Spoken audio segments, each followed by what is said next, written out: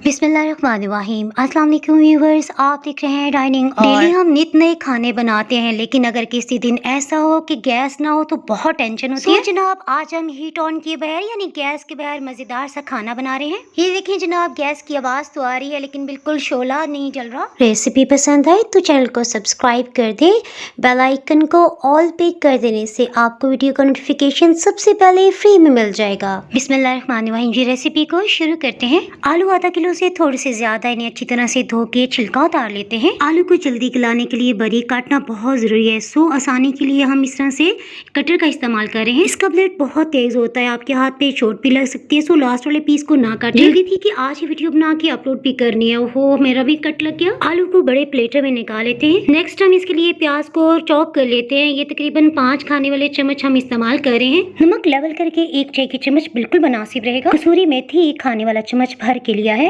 गरम मसाला पाउडर आधी चाय की चम्मच से थोड़ा सा कम। अधकुटा खुश्क धनिया 1 खाने वाला चम्मच। चिली फ्लेक्स तेज जायके के हैं, सो आधी चाय की चम्मच बिल्कुल मुनासिब रहेंगे। लाल मिर्च पाउडर 1 चाय की चम्मच। खुले प्लेटर में इसके लिए डाला है ताकि सभी को एक दफा अच्छी तरह से मिक्सअप कर लें। आप चाहें तो इसमें 1 शिमला मिर्च भी डाल सकते हैं, लेकिन बच्चों की वजह से मैं अवॉइड कर रही हूँ। साथ ही एक बड़े साइज का टमाटर ले लेते हैं, छिलका उतार के इसे कटिंग करके शामिल करते हैं। टमाटर के पीसेस छोटे साइज के हों तो जल्दी घुल जाते हैं। 3 हरी मिर्चों को दरमियान से हाफ कट लगा लेते हैं। सभी को एक दफा फिर से मिक्सअप कर लेते हैं। एल्युमिनियम फॉइल सेहत के लिए बहुत नुकसानदेह होती है, वो बिल्कुल भी यूज ना कीजिएगा। कुकिंग के लिए या तो सिलिकॉन के ढक्कन वाला इस तरह का बाउल ले लें, या फिर ये सिरेमिक बाउल भी ठीक रहेगा। मसाला मिक्स की हुई सभी सब्जियों को इस बाउल में ट्रांसफर कर देते हैं। रूटीन में खाना बनाने के लिए घी, मक्खन या ऑयल आप जो भी इस्तेमाल करते हैं, आधे कप से थोड़ा सा कम ले लें। सब्जी को गलाने के लिए आधे कप से थोड़ा सा कम पानी इसमें जाएगा। इसमें स्टीम अच्छी तरह बने और सब्जियां गल जाएं, सो एयर टाइट ढक्कन से कवर कर देते हैं। आपके माइक्रोवेव में जो सबसे हाई टेम्परेचर है उसे सिलेक्ट कर लें। सबसे पहले 5 मिनट का टाइम हम सिलेक्ट कर रहे हैं। 5 मिनट के बाद मैं आपको दिखाती हूँ। देखिए अच्छी खासी स्टीम बन गई, सब्जियों ने भी अपना पानी छोड़ दिया। याद है जल्दी में हल्दी डालना तो भूल गए थे, सो इसी टाइम में हम 1/4 टीस्पून से थोड़ा सा ज्यादा हल्दी डालते हुए मिक्सअप कर लेते हैं। माइक्रोवेव को 5 मिनट के लिए रेस्ट देते हुए 5-5 मिनट के लिए 2 दफा फिर से इसी तरह से हमने कुक कर लिया ओवन में। रेस्ट देने के दौरान लाजमी कोशिश करें कि ढक्कन से कवर है ताकि हीट इसके अंदर ही रहे। आलू को चेक कर लेते हैं। ये देखें बेहतरीन आलू गल चुका है।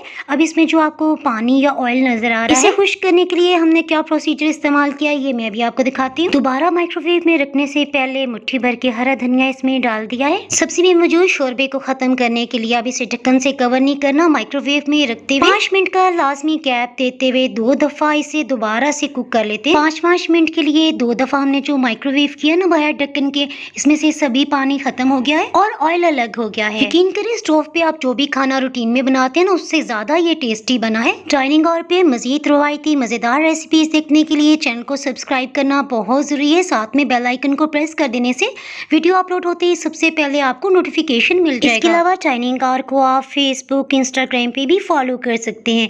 फिर मिलेंगे मजेदार सी रेसिपी के साथ। दुआओं में याद रखें। उस वक्त तक अल्लाह हाफिज।